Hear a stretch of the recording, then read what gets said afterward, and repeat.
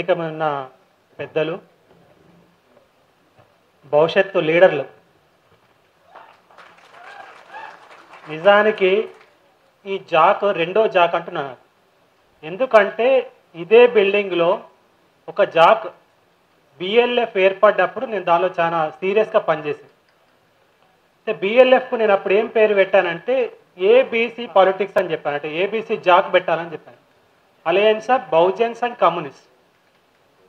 కానీ మొత్తం మీద బిఎల్ఎఫ్ వచ్చింది, కొంత ఇంపాక్ట్ చూపించింది.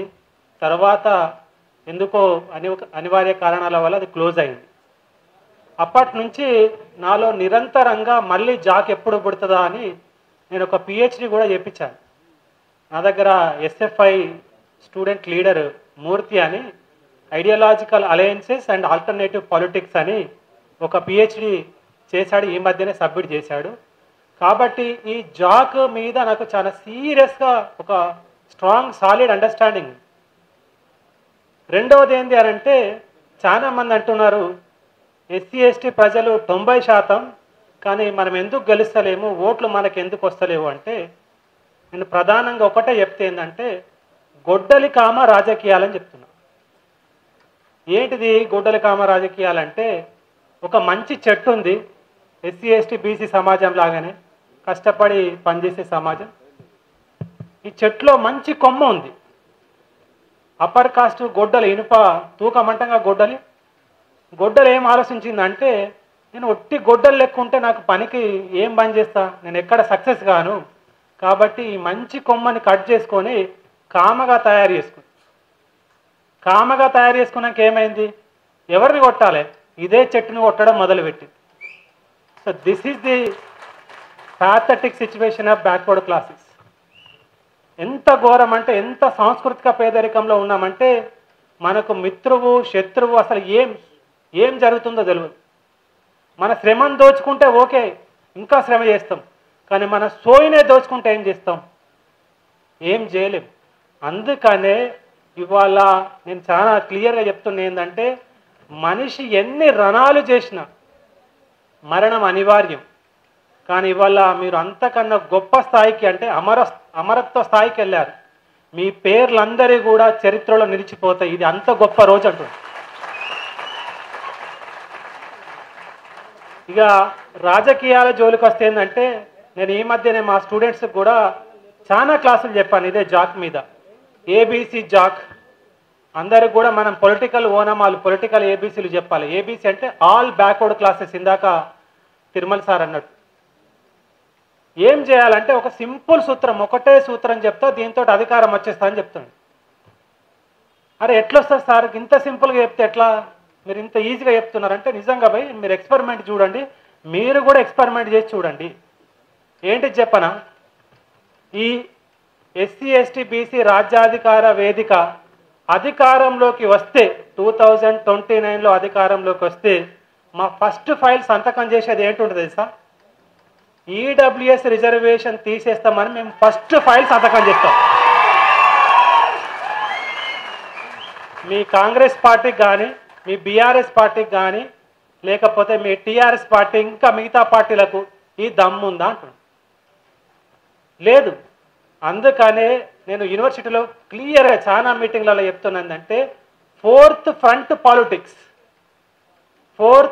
పాలిటిక్స్ ఏంటిదంటే non Congress, non BJP, non TRS politics చేయాలి. మనం చాలాసార్లు ఏమనుకుంటామంటే, ఏ పార్టీలో ఉన్న ఎస్సీ ఎస్టీ బీసీలను గెలిపియాలనుకుంటాం. ఇది చాలా డేంజర్. బంగారు కత్తి అనుకొని మెడగోసుకోవడమే, లేకపోతే ఉయ్యాలనుకొని ఉరితాడుకు వేలాడడం.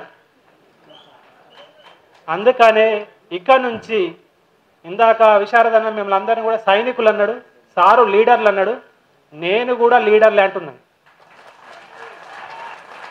మీరు రేపు ప్రతి ఊళ్ళో ఒక బ్యానర్ కట్టండి, మా జాక్ అధికారంలోకి వస్తే మేము ఫస్ట్ ఫైల్ ఈడబ్ల్యూఎస్ రిజర్వేషన్ తెలంగాణలో ఎత్తేస్తాం, మీరు ఎత్తేస్తారా అని. యుద్ధం డిసైడ్ అయిపోయింది, గీత గీష్ణం. ఈ గీత దాటడం వాళ్ళ సాధ్యం కాదు. నేను చాలా కేర్ఫుల్గా చెప్తాను, గీత దాటడం వాళ్ళకు సాధ్యం కాదు. ఇది ఒక డిమెరిట్. ఇది బీజేపీ ప్రభుత్వం తనంతట తాను కొలువు పెట్టుకున్నది ఈడబ్ల్యూఎస్ రిజర్వేషన్ తీసుకొచ్చి. ఇక స్టేట్లో ఉన్న ప్రాబ్లం ఏంటంటే సోషాలజీలో ఒక కాన్సెప్ట్ ఉంది. ఆ కాన్సెప్ట్ పేరు ఏంటంటే ఆధిపత్య కులం. ఆధిపత్య కులానికి 3 లక్షణాలు ఉంటాయి. ఒక లక్షణం ఏంటిదంటే న్యూమరికల్ స్ట్రెంత్ జనాభా, రెండవ లక్షణం ఏంటంటే బ్యూరోక్రసీ ఉద్యోగాలు, మూడవది ఏంటంటే ల్యాండ్ లేకపోతే డబ్బులు. ఇప్పుడు తెలంగాణలో రెడ్ల వెలమల ఆధిపత్య కులం అనేది ఒక పెద్ద చర్చ నడుస్తుంది. రెడ్లను వెలమల్ని కంపేర్ చేసినప్పుడు రెడ్లు 5%, వెలమలు 0.5%. వెలమలు ఇక్కడ పాయింట్ కొట్టేయలేదు. రెండు ఉద్యోగాలలో రెడ్లు కానిస్టేబుల్ నుంచి కలెక్టర్ దాకా కనబడతారు. అందుకే వెలమలు 2వ పాయింట్ కూడా కోల్పోయారు. మూడవది రెడ్ల నంబర్ ఎక్కువ కాబట్టి చాలా కాలం అధికారంలో ఉన్నారు కాబట్టి వాళ్ళ దగ్గరే డబ్బులు ఎక్కువ ఉన్నాయి, భూమి ఎక్కువ. అందుకనే మళ్ళీ టీఆర్ఎస్ పార్టీ అధికారంలోకి రావడం అనేది ఇంపాసిబుల్. థియరిటికల్గా పాసిబిలిటీ లేదు. నేను 2016లోనే ఒక వ్యాసం రాశాను, first and last Velama CM will be KCR అని రాస్తే అందరూ అరే ఇట్లా చెప్తామన్నారు. ఇప్పుడు రమ్మని చూద్దాం. 1,00,000 కోట్ల రూపాయలు ఉన్నాయి, తెలంగాణ ఉద్యమాన్ని నేనే నడిపించిన అంటున్నాడు. 10 ఏళ్ళు అధికారంలో చేసిండు, ఒక అప్పర్ కాస్ట్ అయినా కూడా అధికారంలోకి రావడం అనేది సాధ్యం కాని పని. ఇక రెడ్ల సంగతికి వస్తే ఏంటంటే రెడ్లకు కూడా వీళ్ళ విచిత్రం ఏంటంటే రెడ్లు రాష్ట్రపతులు అయ్యారు, ఎంతోమంది మంత్రులు అయ్యారు, ముఖ్యమంత్రులు అయ్యారు, ఎమ్మెల్యేలకైతే లెక్కనే లేదు. కానీ వీళ్ళకు తాత్విక దృక్పథం లేదు. అందుకనే మీరు ఇక్కడ తిరుమల సార్ ఉన్నాడు, రెడ్లు తమ చరిత్రను తెలియజేస్తూ ఒక్క రెడ్డి అయినా పుస్తకం రాసిండా? రాయలేదు. సార్ ఇక్కడే ఉన్నాడు, ఇంకా అడగండి. రెడ్ల చరిత్ర కూడా ఎవరు రాశారు? ఒక బ్రాహ్మణానికి డబ్బులు ఇస్తే రెడ్ల చరిత్ర రాసి. కాబట్టి రెడ్లు కూడా మన ఎస్సీ ఎస్టీ బీసీల మేధావితనంతో పోటీ పడలేరు. ఇప్పుడు రెడ్లు కూడా ఎండుకొచ్చారు. ఇక మనకున్నది ఏంటంటే 2029 4 సంవత్సరాల కాలం ఉంది. ఈ 4 సంవత్సరాలు కేర్ఫుల్గా పనిచేయగలిగితే ఖచ్చితంగా ఈ జాతి నిర్ణయించిన వాళ్ళే అసెంబ్లీలో ముఖ్యమంత్రిగా ఉంటారు. ముఖ్యమంత్రిగా ఉంటే ఏముంటుందో తెలుసా? అంటే మనకు తెలియని ముచ్చట్లు చాలా ఉన్నాయి, నేను కొంచెంసేపే మాట్లాడతాను. అంటే అధికారంలోకి వస్తే ఎంత గొప్పగా ఉంటుందంటే, అంటే ఎంత నాలెడ్జ్ వాళ్ళ దగ్గర ఉంటుందంటే, మీకు టైటాన్ వాచ్ తెలుసు. టైటాన్ వాచ్ కంపెనీలో 2000 ఇయర్ ఒక జనరేషన్ అంటే 25 సంవత్సరాలు 2000 ఒక బేస్గా తీసుకుంటే టైటాన్ కంపెనీలో ఒక 1000 రూపాయలు కనుక ఇన్వెస్ట్ చేసి ఉంటే ఇవాళ ఎంత తెలుసా? 12 crore రూపీస్ అయింది. విప్రో కంపెనీలో 10,000 రూపీస్ కనుక ఇన్వెస్ట్ చేసి ఉంటే 6,000 crores అయింది. నాకు కూడా తెలియదు అమెరికా పోయి చదివేదాకా. క్యాపిటలిజంలో ఇంత మోసం ఉంటుంది, ఇంత స్ట్రెంగ్త్ ఉంటుంది. వచ్చే 25 సంవత్సరాల వరకు 30% పాపులేషన్ చనిపోతుంది మనం మేల్కొనకపోతే. నేను ఉదాహరణ ఏం చెప్తున్నా అంటే, మీరు రైట్ టు ఇన్ఫర్మేషన్ యాక్ట్లో పోలీస్ డిపార్ట్మెంట్ కానీ లేకపోతే హెల్త్ డిపార్ట్మెంట్ కానీ అడగండి, సంవత్సరంలో ఎన్ని ఆత్మహత్యలు జరుగుతున్నాయి, ఈ ఆత్మహత్యలలో ఎవరున్నారు అని. మొత్తం మనమే. గమ్మత్తు ఏంటంటే మొన్న టమాటాలు 200 రూపాయల కిలో అయినాయి, అదే రైస్ 200 రూపాయల కిలో కానీ ఎంతమంది చచ్చిపోతారు? అంటే మనము ఎలాంటి సోయిలో బతుకుతున్నామంటే అసలు మనకు ఏది రైటో ఏది రాంగో తెలియదు. మీదికెళ్ళి గవర్నమెంట్ విపరీతమైన సోషల్ మీడియా తోటి వాళ్ళ వాట్సాప్లలో వాళ్ళ ఫేస్బుక్లలో మొత్తం రాంగ్ ఇన్ఫర్మేషన్ ఇచ్చి పడిస్తున్నారు. అన్నీ మొత్తం రాంగ్ ఇన్ఫర్మేషన్ తోటి మనకు ఏం చేయాలో అర్థం కావట్లేదు. అదృష్టం, తెలంగాణ అదృష్టం. నేనేమంటున్నా అంటే, భారతదేశం అత్యంత సంక్షోభంలో ఉన్నప్పుడు ఒక బుద్ధుడు వచ్చిండు, మళ్ళీ ఒక బుద్ధిజీవి విశారదన్ వచ్చిండు.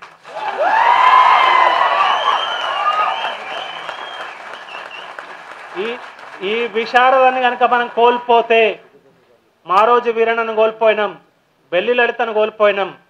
ఈ విశారదాన్ని కనుక కోల్పోతే ఎస్సీ ఎస్టీ బీసీ సమాజానికి అసలు మంచి జరగదు. అసలు మనం బతుకుతామో చస్తామో తెలియదు.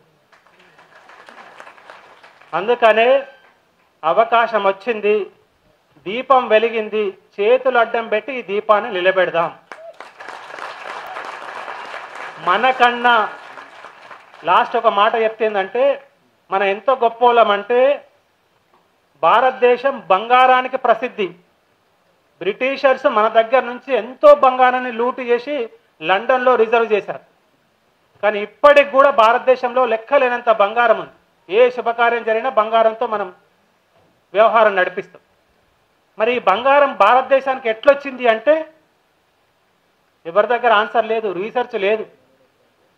నిజంగా బంగారం గనులకెళ్ళి రావాలి. మరి జాగ్రఫీ నుంచి ఆలోచిస్తే భారతదేశంలో ఉన్న బంగారు గనులు ఉన్నాయా? లేవు. ఒకటే కోలారు గనుండే, దాన్ని కూడా తవ్వి తీస్తే ఎక్కువ ఖర్చు అవుతుంది, కొన్నదే నయమని క్లోజ్ చేసారు.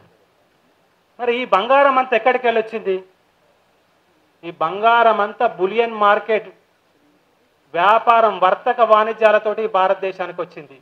మన పూర్వీకులు 5000 సంవత్సరాల కిందనే పాకిస్తాన్ బార్డర్ దాటితే నెయ్యి తయారు చేయడం ఇప్పటికి కూడా తెలియదు. మీరు అమెరికా, యూరోప్ పోయి కూడా చూడండి, నెయ్యి తయారు చేయడం తెలియదు. ఈ నెయ్యిని బాబిలోనియా, మెసొపొటేమియా, ఈజిప్ట్ సివిలైజేషన్లకు ఎక్స్పోర్ట్ చేస్తే ఒక ఎత్తు, 1 కిలో బంగారానికి 1 కిలో నెయ్యికి 1 కిలో బంగారం వచ్చేది ఎత్తుకెత్తు. ఇది ఇండియా. ఇది సబ్బండ జాతుల భారతదేశం. రెండోది కళ్ళు. మన అందరూ ఊళ్ళలో కళ్ళు ఏమనుకుంటారంటే నిషా కోసం తాగుతారు అనుకుంటారు.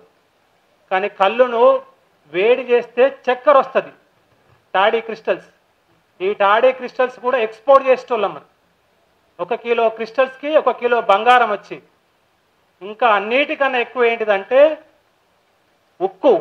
ఈ ఉక్కును ఇప్పుడు మనం స్టెయిన్లెస్ స్టీల్, దీనికన్నా రిఫైన్డ్ స్టీల్ ఏంటంటే వుడ్స్, WOOTZ. మీరు ఇంగ్లీష్ డిక్షనరీలో చూడండి. ఈ ఉక్కును తెలంగాణ ప్రాంతమే ఎక్స్పోర్ట్ చేసేది. ఉక్కుకు చాలా విలువ ఉండేది, కత్తులన్నీ ఉక్కుతోటే తయారవుతాయి కాబట్టి 1 కిలో ఉక్కుకి 3 కిలోల బంగారం వచ్చి. ఇట్లా చీరలు, అగ్గిపెట్టెల చీర తయారు చేసినాం, సౌడు నుంచి సబ్బు తయారు చేసినాం. ఇట్లా లెక్క చెప్పుకుంటూ పోతే ఒడవదు, అంత తెలివి ఉంది. ఇంత బంగారాన్ని ఈ దేశానికి సంపాదించి పెడితే సార్ వచ్చి బంగారు తెలంగాణ అన్నాడు. బంగారు తెలంగాణలో మనకు బతుకులేదు, అందుకే మనకు చదువుల తెలంగాణ కావాలి. చదువుల తెలంగాణలో చావు లేదు. ఇట్లా చాలా చెప్తా, చాలా మంది వక్తలు ఉన్నారు. నేను ఫైనల్ ఒకటే చెప్తున్నా ఏంటంటే 2029 ఎలక్షన్స్ బీజేపీ వర్సెస్ ఈ జాక్ జరగబోతున్నాయి. ఈ జాకు గెలవనుంది, ఈ జాకు గెలవనుంది. మీరు ఊరూరా ప్రచారం చేయండి. జై భీమ్.